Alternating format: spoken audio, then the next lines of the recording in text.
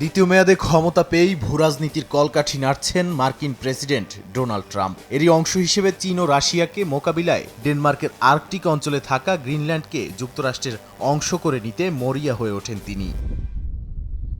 এ নিয়ে দীর্ঘদিনের বাকবিতণ্ডার পর এবার গ্রিনল্যান্ড ইস্যুতে যুক্তরাষ্ট্রের পক্ষে না থাকলে শুল্ক আরোপের হুঁশিয়ারি দিয়েছেন ট্রাম্প।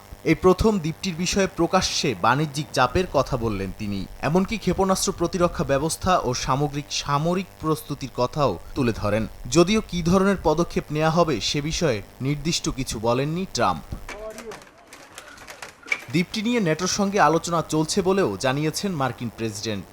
ডেনমার্কের স্বায়ত্তশাসিত অঞ্চল গ্রিনল্যান্ড ঘিরে নেটোর কয়েকটি দেশ আর্কটিকে নজরদারি বাড়িয়েছে। এর মধ্যেই গ্রিনল্যান্ডে পৌঁছেছে ফ্রান্স, জার্মানি সহ ইউরোপের বিভিন্ন দেশের সামরিক সদস্যরা। যদিও সেনা মোতায়েনে অংশ না নেয়ার কথা জানিয়েছে পোল্যান্ড।